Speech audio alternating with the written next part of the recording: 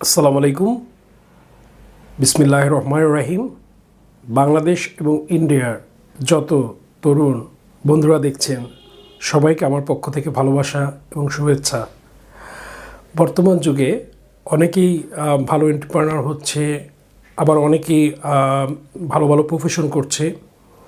আসলে সকল জায়গাতে একটা বিষয় এখন খুবই এমার্জেন্সি হয়ে গিয়েছে, সেটা হচ্ছে সেলস। সেলস ব্যতীত কোনো অর্গানাইজেশন এখন আর সার্ভাইভ করে না। প্রত্যেকটা অর্গানাইজেশনের সেলসের টার্গেট থাকে এবং এই টার্গেটটা অ্যাচিভ করতে পারলে কোম্পানিটা আসলে সার্ভাইভ করে। লং রানে কোম্পানিটা বেঁচে থাকে, বিজনেস চলে, কোম্পানিটার গ্রোথ আসে। বাট সেল যদি না হয়, সেটা কি অনলাইনে হোক, সেটা কি অফলাইনে হোক, তাহলে ওই কোম্পানিটা আসলে সার্ভাইভ করতে পারে না। আমার কাছে অনেক ইয়াং এন্টারপ্রেনার তারা আসলে জানতে চেয়েছে যে আসলে কিভাবে সেলটাকে বাড়ানো যায়। তারা অনেকগুলো কাজ করেছে অলরেডি, তারপরেও তারা জানতে চেয়েছে আসলে কিভাবে সেল করলে বাড়ানো যায়, সেলটা অনেক বেশি হয়। আবার অ্যাজ ওয়েল অ্যাজ যারা প্রফেশনাল লাইফে আছে, তারাও জানতে চাচ্ছে আসলে সেলটা কিভাবে বাড়ানো যায়। তো দুটো সামারি করে আমি আজকে প্রায় 10টা টিপস দিব, যে 10টা টিপস কাজে লাগালে ইনশাল্লাহ আপনার সেল বাড়বে, নো ডাউট অ্যাবাউট দিস। এবং সেল যদি বাড়ে অবশ্যই আপনার কমেন্ট বক্সে কমেন্ট জানাবেন, তাহলে আমি আরও হ্যাপি হব, আরও ভালো ভালো সেলসের টেকনিক্স আপনাদের সাথে শেয়ার করব। আর ভিডিওটা বেশি বেশি শেয়ার করবেন, পুরো ভিডিওটা দেখবেন। অনেকগুলো হিডেন টিপস আছে যেগুলো জানলে ইনশাল্লাহ আপনি ভালো সেলসম্যান হতে পারবেন, ভালো এন্টারপ্রেনার হতে পারবেন। So let's start.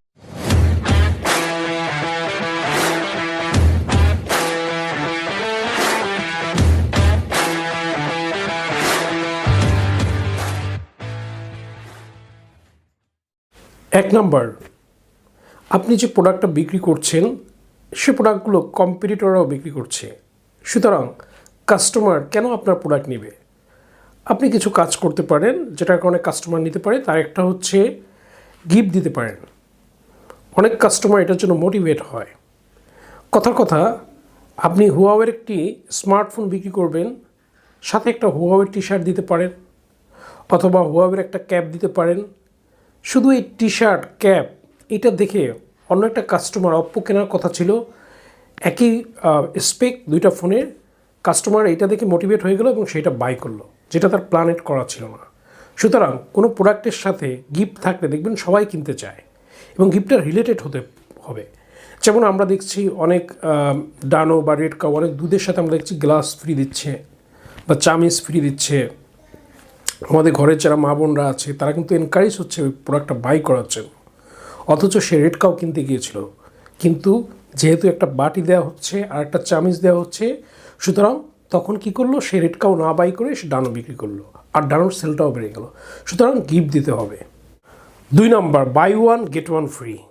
আমরা অনেক সময় দেখি যে প্রোডাক্ট যখন চলে না, কোম্পানি পুরো থমথমে অবস্থা, কোনোভাবেই চালাতে পারছে না, তখন কি করে, দেখা যায় যে buy one get one free, দেখা যায় একটা কিনলে আর একটা ফ্রি। এই ক্ষেত্রে আসলে কোম্পানির খরচের কী অবস্থা হবে? কোম্পানি একটা লার্জ কোয়ান্টিটি নিয়ে একটা প্ল্যান করে এবং buy one get one free যখন দেয়, তখন কিন্তু তার অচল মালটা চলে যায়। এবং এটা কখন করে? যখন আসলে দেয়ালে পিঠ থেকে যায়, বাট তার মালটা কিন্তু চলে যায়। আপনারা যারা ইন্ডিয়ার বিগ বাজারে গিয়েছেন তারা দেখবেন যে 2টো শাড়ির সাথে একটা শাড়ি ফ্রি, বা 3টা শাড়ির সাথে একটা শাড়ি ফ্রি, বা 2টো ড্রেসের সাথে একটা ড্রেস ফ্রি, বা একটার সাথে একটা ফ্রি। আমি অনেক কাস্টমারকে দেখেছি যারা বাংলাদেশ থেকে ইভেন ইন্ডিয়াতে যায়, বিগ বাজারে গিয়ে তারা কিন্তু এই প্রোডাক্টগুলো কেনার জন্য যায়, এবং ইন্ডিয়ার যারা লোকাল কাস্টমার আছে তারাও কিন্তু এই কাজগুলো করে। সুতরাং বিষয়টা হচ্ছে এটার মাধ্যমে এই কাস্টমারকে অন্য প্রোডাক্ট থেকে আপনার দিকে অ্যাট্রাক্ট করা, এবং কাস্টমার তখন মোটিভেট হয় এই প্রোডাক্টটা বাই করার জন্য, যেহেতু সে এডিশনাল একটা প্রোডাক্ট পেয়েছে। সুতরাং আপনি যদি এই উদ্যোগটা নেন তাহলে আপনার সেল বেড়ে যাবে। 3 নাম্বার, ইউনিক ফিচার। কথার কথা, প্রত্যেকটা প্রোডাক্টের কিছু ইউনিক ফিচার থাকে। এখন এই ফিচারগুলো আসলে এন্ড ইউজার বা কাস্টমার জানে কি না, সেটা আপনাকে যাচাই বাছাই করতে হবে। ম্যাক্সিমাম ক্ষেত্রে আমরা যেটা দেখি, এন্ড ইউজার যারা থাকে তারা আসলে এই ফিচারটা জানে না। কথার কথা, হুয়াওয়ের একটা হ্যান্ডসেটে ক্যামেরাতে এআই আছে, আর্টিফিশিয়াল ইন্টেলিজেন্স, আবার ব্যাটারিতেও এআই আছে। পাশাপাশি স্যামসাংয়ের একটা সেট, সেটাতে আসলে ওই ফিচারটা নেই। এখন আমি একেবারে লাইভ দেখেছি একটা কাস্টমার, সে স্যামসাং কিনতে এসেছে, তাকে যখন আমরা বুঝালাম যে এটার ব্যাটারিতেও আপনার এআই আছে, আর্টিফিশিয়াল ইন্টেলিজেন্স, ক্যামেরাতেও আছে, সে কিন্তু তখন টার্ন করে ওই প্রোডাক্টটা কিনলো। এখন দেখেন এই ইউনিক ফিচারটা অন্য প্রোডাক্টে না থাকার কারণে তখনকার সময় ওই প্রোডাক্টটা চলে গিয়েছিল, এখন ওই সেলটা আমরা পেয়ে গিয়েছিলাম।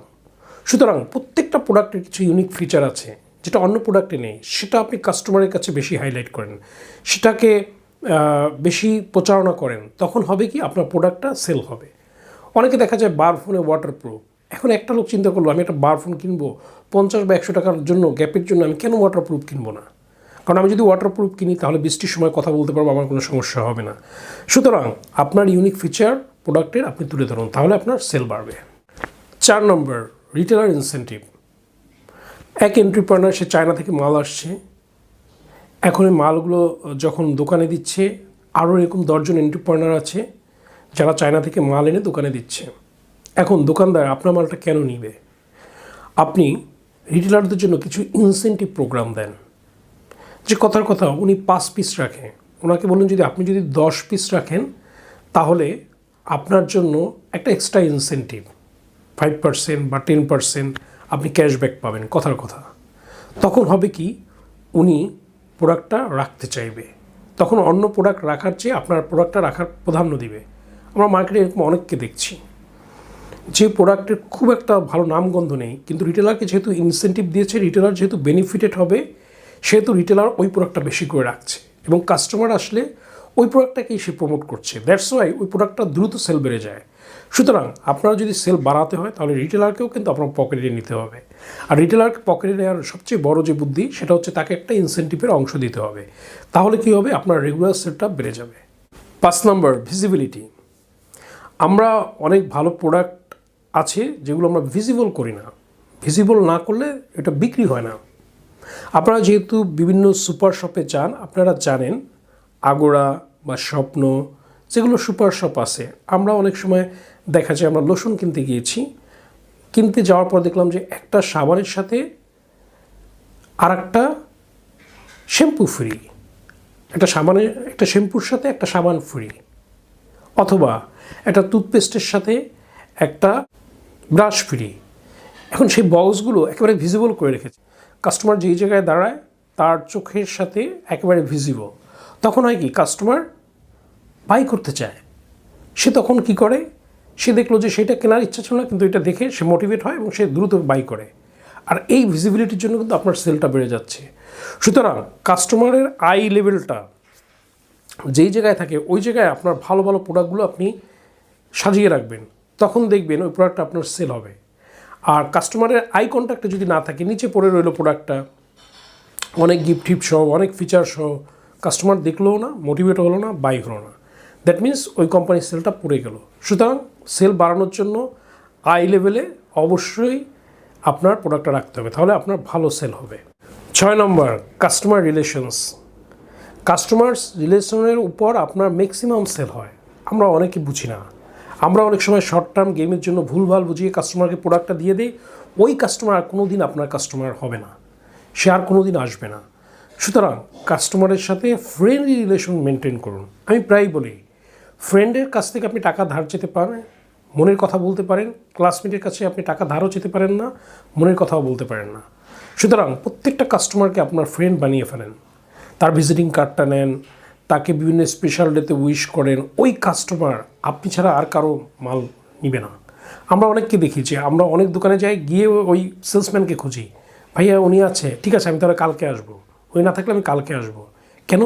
ওর সাথে এত ফ্রেন্ডলি রিলেশন বিল্ড আপ হয়ে গিয়েছে, মনে হচ্ছে ও ছাড়া কেউ আপনাকে ভালো প্রোডাক্টটা দিবে না, ওর প্রতি একটা লয়ালিটি গ্রো করেছে।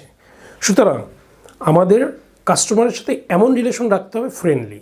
যখন ফ্রেন্ডলি রিলেশন থাকবে তখন সে আপনার কথা শুনবে, আর যখন সে আপনার কথা শুনবে তখন আপনার সেল বেড়ে যাবে।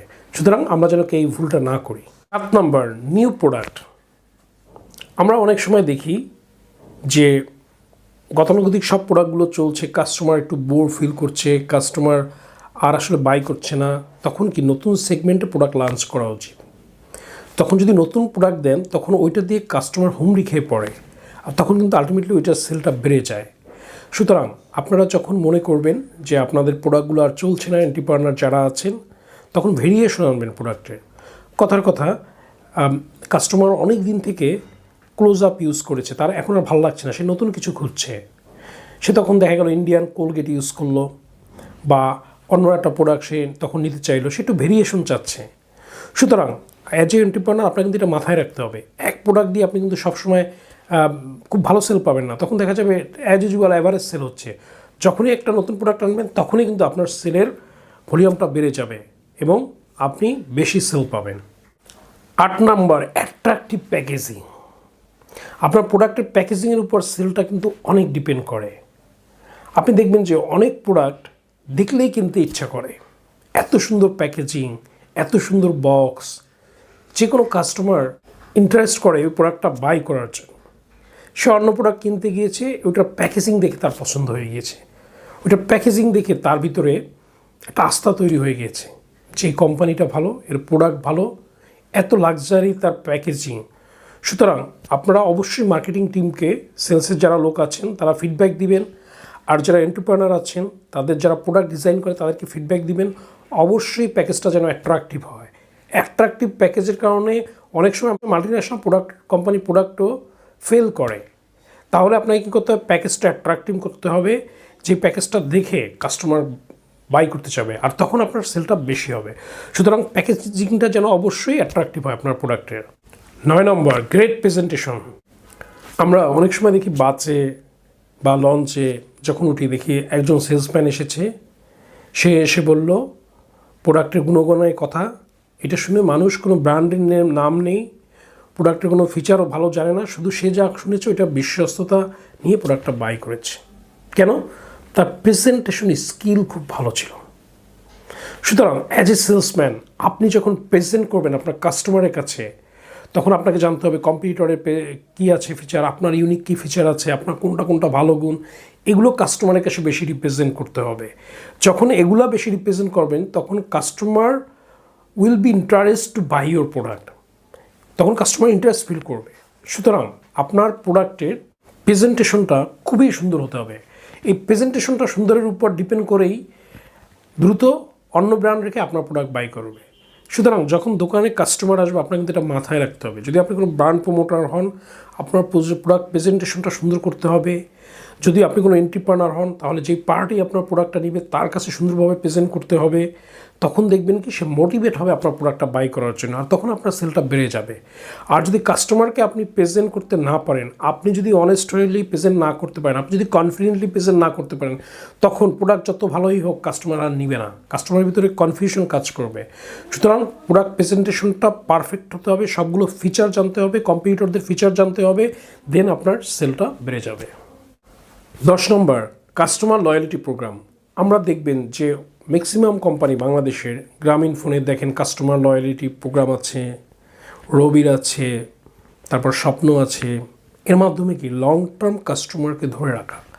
কাস্টমার লয়্যালিটি প্রোগ্রাম কি, আপনি একটা প্রোডাক্ট কিনলেন, তাকে একটা পয়েন্ট দিলেন, এই পয়েন্ট ভাঙিয়ে সে পরবর্তীতে অন্য কোনো প্রোডাক্ট নিল অথবা কোনো ক্যাশব্যাক পেল।